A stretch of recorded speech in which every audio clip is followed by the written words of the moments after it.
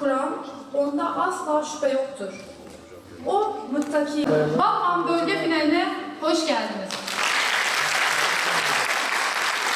Manevi huzurlarında bir dakikalık saygı... Euzu billahi mineşşeytanirracim.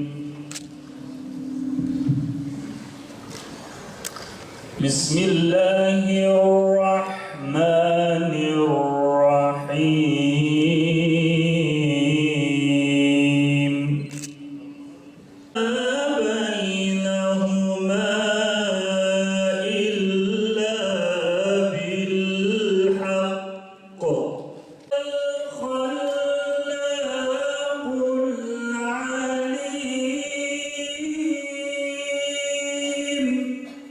ولا تحزن عليهم واخفض جناحك للمؤمنين.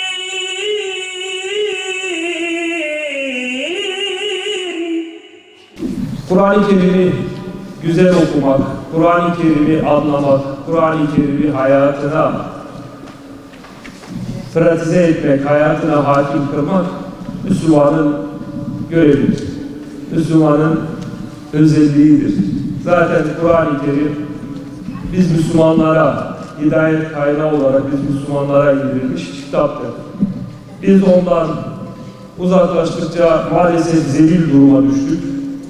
Ona sarıldıkça, onu rehber edindikçe de aziz hal aldık.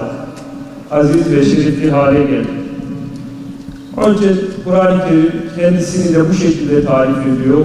Şifa kaynağı, hidayet kaynağı, rehber. Hazreti Peygamber de onu öğrenen ve öğreteni övmüştür.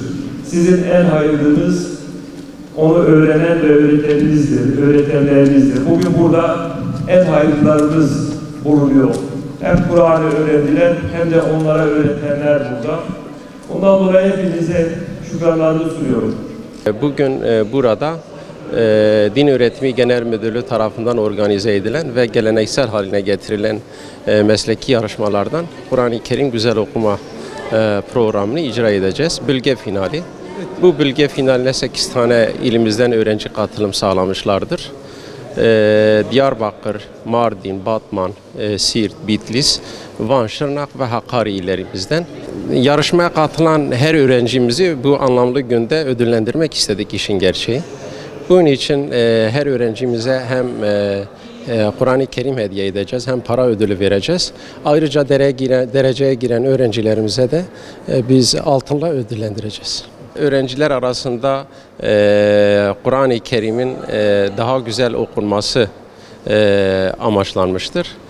Dolayısıyla ilde bununla ilgili, illerde bununla ilgili öğrencilerimiz Kur'an-ı Kerim güzel okuma yarışına giriyorlar. Teşvik amaçlıdır. 4 tane kategoride yarışma düzenlenecek. İmam Hatip Ortaokul öğrencileri arası ve İmam Hatip Lisesi öğrencileri arasında gerçekleştirilecektir. Yarışmamıza katılım oldu. PEM protokol, ondan sonra hem dışarıdan gelen öğrenciler, öğretmenler, veliler. Burada da her okulumuzdan katılım sağlandı. Teşekkür ediyorum.